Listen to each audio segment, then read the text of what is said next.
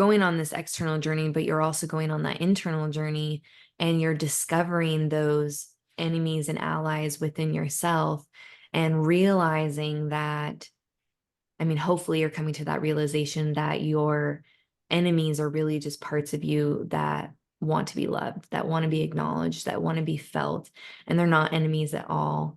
And like Sam always says, the intersection of pain and love is where transformation happens. And when we can bring that allyship to our enemies or our protectors, our parts of us that we maybe were viewing negatively, that's when we can really lean into that transformation and those enemies become allies. Welcome to the Wholesome Healing Collective. Join us on our podcast for a journey into the hearts of healers from all walks of life, diving deep as we explore meaningful conversations that have the power to inspire, empower, and share life-changing wisdom. Through this community, we hope to create a welcoming environment where our listeners leave feeling nurtured and uplifted. We are so delighted you are here. My name is Alyssa. And I'm Renee. Grab a drink, get cozy, and let's dive in. Welcome back to the Wholesome Healing Collective podcast. Alyssa and Renee here today, and we are so excited to share a little bit of the details from the Pause Level 2 retreat we were on. So this was an advanced energetic breathwork training, but it was equal parts learning and equal parts healing for me. And so I'm just so fortunate I got to go. And Renee, you went last summer, but you were able to make it to this one again. And I was so happy to have you there. Yeah, it was such a last minute, wonderful surprise. Yeah. Oh my gosh. Overall, I cannot believe what a magical time it was. Yeah. It was so great to be able to sneak away and focus on self-care, self-love, self-healing in a way that also leads to learning and growing and being able to hold even deeper space and have new tools in the tool belt to offer our clients and students as well. Yeah. Love that. One of the main themes of the retreat, like the backbone to our journey, was the hero's journey. And I guess this was the first time I've heard about it, but it's from Joseph Campbell's book, and we just saw it's from 1949. So this book has been around a long time, and probably the theory of the hero's journey. But do you want to share more about what that framework looks like?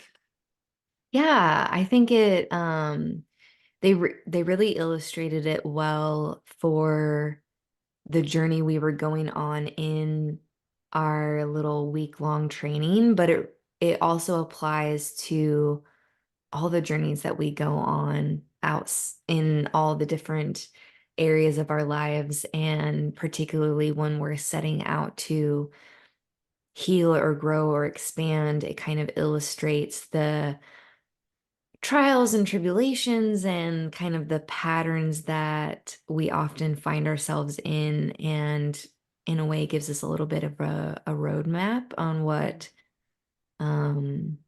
we're going towards if we stick it out, I guess. So just a little context there. And maybe I don't know if we want to pause as we go through the framework, but the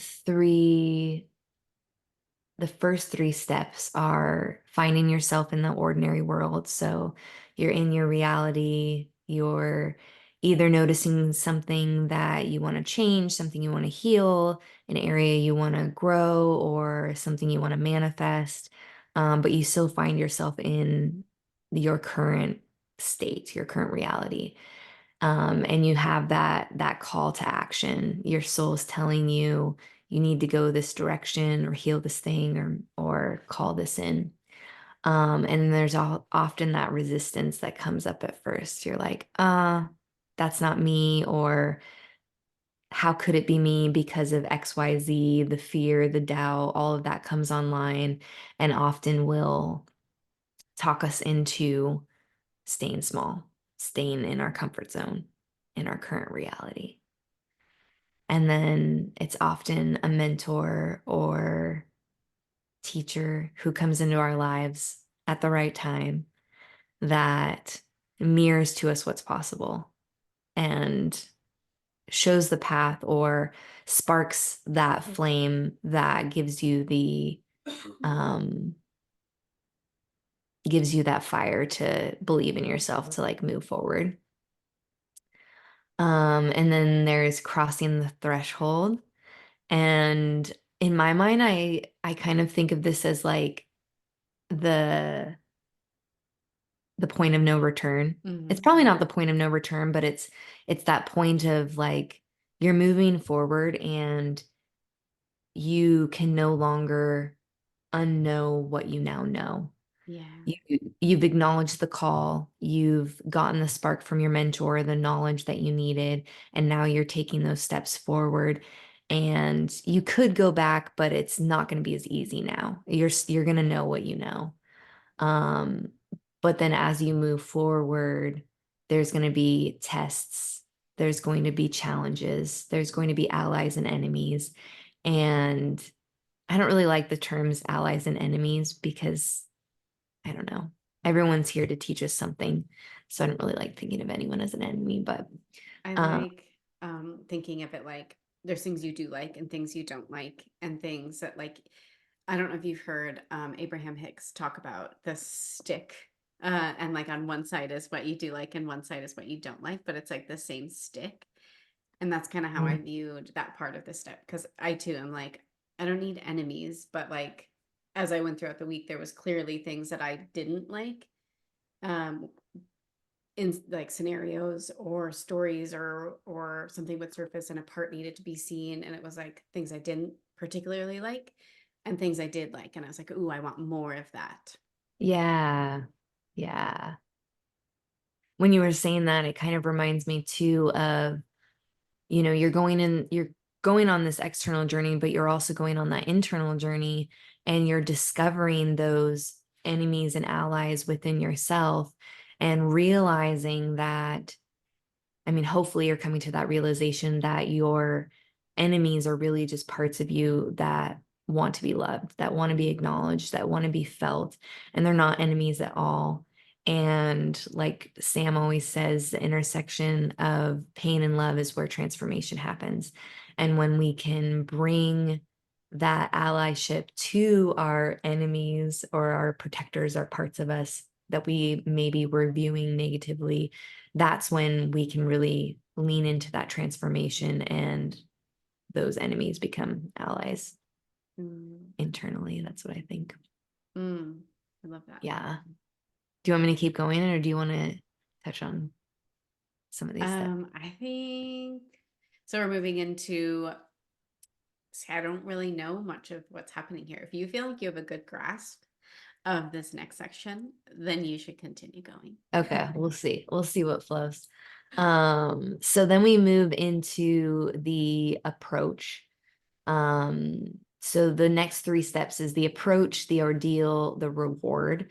So I think of this as, you've answered the call, you've found the teacher, the mentor, you've crossed the threshold, you've leaned into what you do like, you don't like, the challenges, the enemies, the allies. Now you're have a better idea of how you want to move forward. You're leaning into what you do like, what you want to create, what you want to manifest and unfold.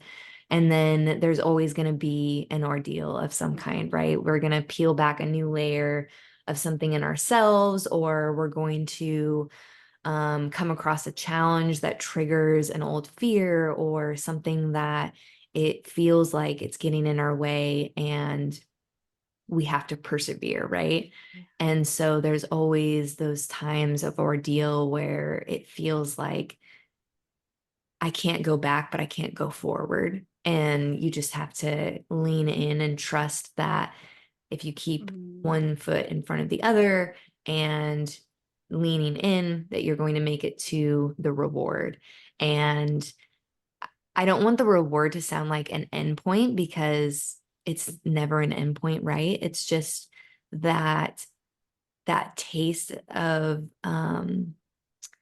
accomplishment that keeps you moving forward, right? And it's could be the resolution of a challenge, or the loving of a protector, or um, a milestone in the project that you're moving forward on. It could be anything like that. And then in that, you also get to develop that new sense of trust in yourself, because you did get to that reward point. You went through all those steps and those challenges, and now you might be developing a higher sense of confidence in the path that you're starting to move on. And you're feeling more supportive. You've got the people behind you. You, like I said, building that trust. And then it comes back into the next 3 steps, which is the road back. So now you've gone on this curve, you've gone through the peaks and the valleys, and now it's a big loop, and you're headed back towards where you started.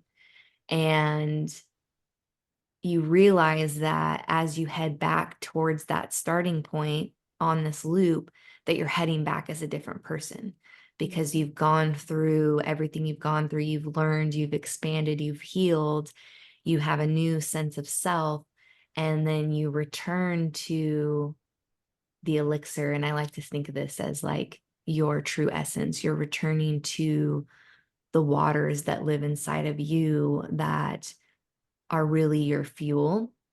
And so as you get back to what was once the ordinary world, now the world has shifted around you, and your reality has changed because you went on that journey and you've changed. Mm. Oh my gosh. I love how you summed that up. That sounds so magical, so perfect. Um, I can see that that naturally happened for me when I quit drinking alcohol. Like I Mm, completed that full cycle without even knowing that that was like a map, a road map.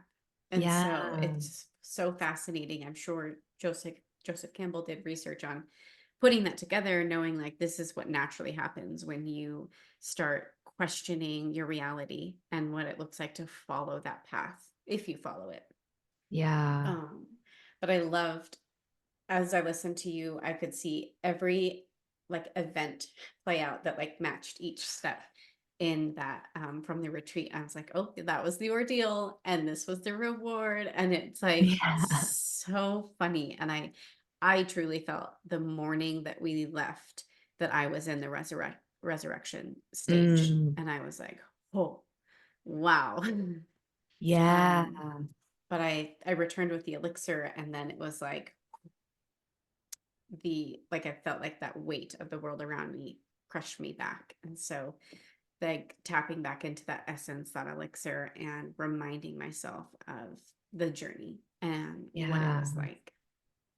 Yeah, that's a great point to bring up, because I think that happens to us a lot, especially when we remove ourselves from our day-to-day lives to have an experience in a journey, and that journey changes us, and then we have to integrate back. And that can be sometimes more challenging than when you go through the journey in your reality, and that transformation of self happens at potentially a slower rate, versus when you go to an intensive thing, event, you're getting so much change in just a week amount of time, that your body is a little bit more jolted by the density of the world you're going back into. And it takes that intentionality to, like you said, remember, continue to revisit in your mind the energy that you felt on that last day, and embody that in the new reality again and again and again. Yeah. Yeah. Mm. And they had mentioned like these expansive conversations and being with people that like are in that energy help you keep that expansiveness. And I, with your schedule and me being sick last week, we didn't meet as often since we've gotten back. And I'm just so happy to be back in Yeah, this energy. can fuel each other's energy. I love Yeah. that. And hopefully our listeners are feeling a bit of our frequency and are able to tap into that and use that a little bit as a roadmap for your own vibration. If it is a frequency that feels good, feel free to invite your energy to match it or to taste it, to take a sip, Yeah. Love What What were some of was your great minds think alike? right? Um, you can ask. I was gonna say, what are your biggest takeaways or aha moments or um, felt sense takeaways Mm. that you want to share from the week? Um, I feel like I surrendered fully to the Mm, experience, and because I did that, I got so deep in the journey. I literally cried every day. And so we got there Sunday night. It was Monday that I pretty well cried all day. It was like that crumble energy of like everything was just stripped away. We did this beautiful initiation. I literally fell to my knees, and it's like I didn't care who saw me cry and who saw me go through this process and this deep awakening and this crumbling at the same time. And after that initiation, then the pieces started to recalibrate, and it was like the strength was beginning to build, and it wasn't as emotional or I think because I let myself be seen, then I could go back and recalibrate to that energy, and it wasn't so raw and real every time I felt something. yeah. Yeah.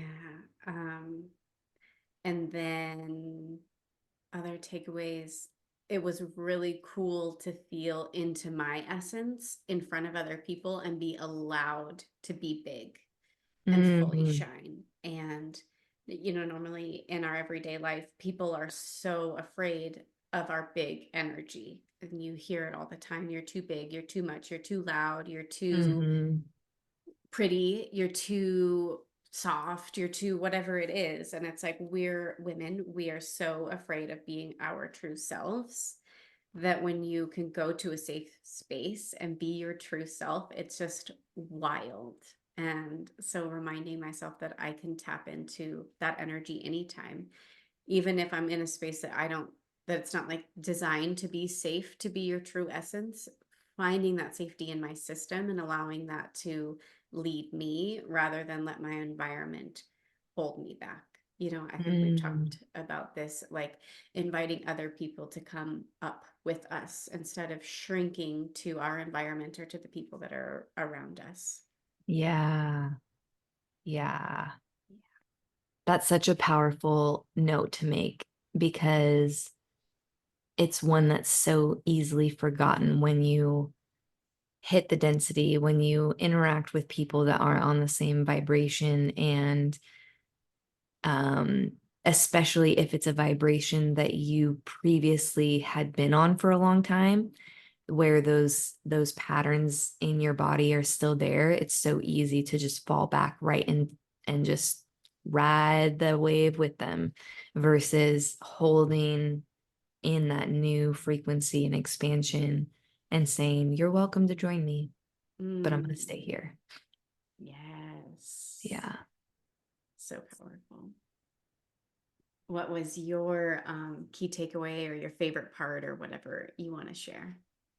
Um, well, this year, it was a little different being there the second time. I feel like last year was my crumbling and my surrendering and the um the points of just a lot of release and recalibrating. And then this year, it was really neat to be in the position where I was not only attending to learn, but I was also attending to support with the team. And so being able to go beyond myself in the energy was really neat. Being able to feel the group energy and observe the ebbs and flows of how the group responded to the breath work or to the lessons. Like, the teachers were so beautifully different and balanced, and one being very spacious and up here with the teachings, and then one being more grounded. So it was like one takes the plane off and one lands the plane down. And so it's really cool to see that happen. And it was really neat to observe how they took individual people processes and incorporated that into the teaching. And so it wasn't just all like a pre-planned agenda. It was, this is what's here alive in the space now. And if it's alive for one person, it's alive for many people. So we're going to speak into this, like the sister wound, and going into how, if one person is feeling vulnerable or intimidated by this wound, it's likely that all of us are, and all of us were, and most of us.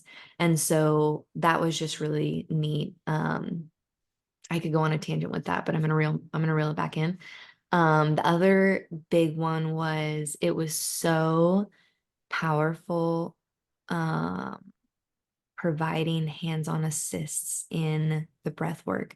So every day there was Sam led a meditative breathwork journey, and myself and a couple other of mentors got to support her by providing hands-on assists and giving energy to students. And it was really awesome to be so present and so attuned to my own intuition and the energy of the students, that I could flow into, what does that person need? What does that person need? What is the energy that needs to be brought over here? And listening and trusting my intuition, and then seeing how those assists were received and how they impacted the individuals. Because, sometimes you don't notice anything, and then sometimes you place a hand where you intuitively know they need support, and the tears just start flowing. And it's just so beautiful how, without any words, we can offer so much to someone just in giving our energy. So that really, really just anchored that in for me, that how much we can give without even saying a word. I love that. Facilitating group stuff is so magical, but being in the group this time was so, the journeys were more intense than I do on my own. Like when I facilitate my own breath work for myself, it's usually the Halo Active, which is just in through the nose, out the mouth, just continuous breathing, usually deep breaths. But every time Sam does something, it's the Triactive, and in the mouth, into the belly, into the chest, out the mouth. And that's a more activating and intense breath work. But I usually find it's a lot of work. And so like I will kind of like flow through, like this feels really good to go intense for a second, and then I'll take a break. And then so you can make it what you want it to be, but it's always so amazing when Sam facilitates, and then with the group energy of people going through their process or people saying light language, and it's just like so much is going on in one space, and it's like it's so juicy. Yeah. So juicy. And it's so neat that everyone's going through their own process. And then there's often a top hold of, or some kind of hold at the end. And then once the breath is released, it's like everyone's energy is like, and there's just such a calming and such a releasing to the earth, Mhm. and it's so neat how there can be so much energy, but it doesn't stay there. Like it's this bubble of energy that now follows us. It's like it's there and then it dissipates like a bubble popping, and it's just Yeah. I'd all be out the eyes. curious if that has anything to do with the facilitators, like guiding that energy down Yeah, and setting allowing that that to be intention. released. Because in other containers, I feel like it's not always as grounded, and that there could be erratic energies that don't know where to go. Yeah, yeah. They do a really good job of closing out the process for the individuals so that they're not just blown wide open and sent on their way. Yeah. Yeah. I loved beginning every day with breath work. Um, I'm sure we've talked about this before, but breathwork stimulates neuroplasticity. And so being able to go from breathwork into the learning portion, like really helped like rewire my brain to like, this is the new way, this is the new information, and this is like what's happening. Yeah. It was good. Yeah, that's a great point. Yeah, it's that daily landing point for integration and the preparation for the next round of learning with that neuroplasticity. Yeah. So Mhm. good. So good. Anything else you want to share about this retreat? Mm,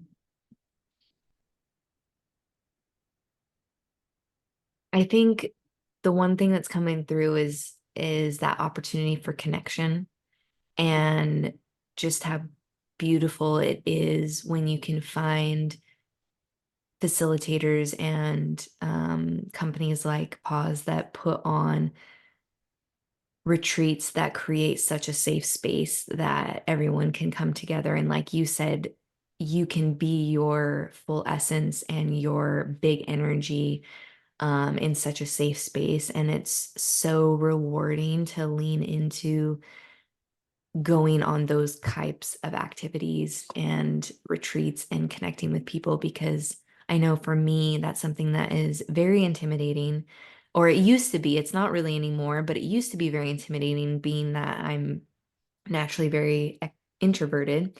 And so if there's people out there that are listening that are also introverted like me, that's like, oh yeah, that sounds nice, but I could never, get curious about that, explore it. Maybe in the right circumstance with the right safety, it could be such a massively expanding and connecting experience, both for connecting with yourself and connecting for other people. So Yeah. Yeah, and there was specific exercises for tapping into our essence on the first night. And then the last day we did it again, and it was really cool to see the difference. So it's not like I just walked in and I was like, okay, I'm here now. It was like this, like cultivating that essence, showing you like this is a safe space for you to be that person. yeah, Um, and so it was really beautiful. yeah. Yeah. I feel Mm, like I got such a better understanding of the full journey that people would go on in a retreat, that it makes me not want to play small in the activities we're putting together, and maybe go outside of my comfort zone to make sure that they go on an amazing journey and yeah, that they feel that transformation yeah, like I did. yeah. Yeah. Oh, so good. Can't wait till we host a retreat. Yeah. Might be a minute though. You sound Yeah, pretty busy. yeah. We'll start planning soon though. Yeah. It'll be the right time when it's the right time. Yeah. And we'll let all of Amazing. you know about it when it happens. Yeah. Yeah. That feel good? Yeah. Feel complete? All right. We hope that you have a beautiful rest of your day, and we'll see you again next time.